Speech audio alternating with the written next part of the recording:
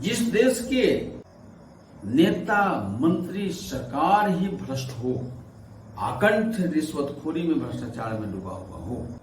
जिस विभाग में शिक्षकों को अपना वेतन लेने के लिए भी घूस देना पड़ता हो, स्कूलों में सैकड़ों बच्चों का भविष्य एक दो शिक्षकों पर निर्भर है, वैसे शिक्षक नैतिकवान कैसे हो सकते हैं? लेकिन नकल तो नकल होता है ना, नकली से असली हो कहां सकता है? नई शिक्षा नीति की आवश्यकता क्यों पड़ी? तो इस पर अगर हम प्रकाश विचार करेंगे, मंथन करेंगे, तो पता चलेगा कि नई शिक्षा नीति की आवश्यकता इसलिए पड़ी कि भारत सरकार, भारत में आजादी के बाद जो शिक्षा पद्धति चल रही थी वो मैकाले शिक्षा पद्धति, और मैकाले शिक्षा पद्धति में भारतीय संस्कृति, भारतीय गौरव का जरा सा भी समावेश नहीं था, नैतिकता भी नहीं था, व्यवहारिक शिक्षा, व्यवसायिक शिक्षा तुरंत मात्र भी नहीं था, जिसके चलते जो बच्चे तैयार हो रहे थे वे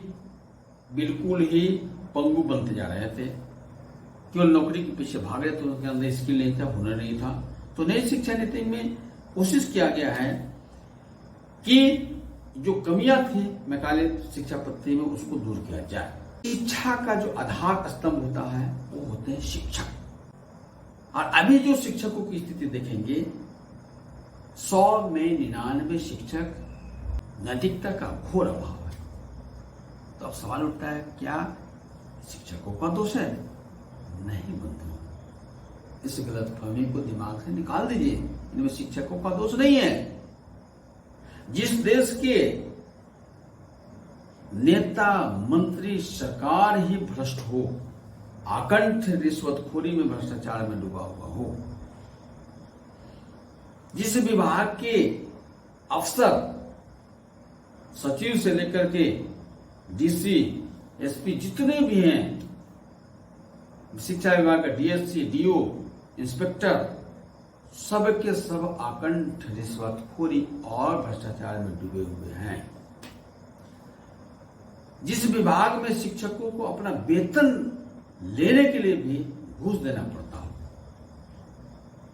जिस विभाग के शिक्षकों को चपरासी से लेकर के क्लर्क किरानी तक के सारा काम करने के लिए दबाव डाला जाता हो, और बंधुओं, स्कूलों में सैकड़ों बच्चों का भविष्य एक दो शिक्षकों पर निर्भर है, वैसे शिक्षक नैतिकवान कैसे हो सकते हैं?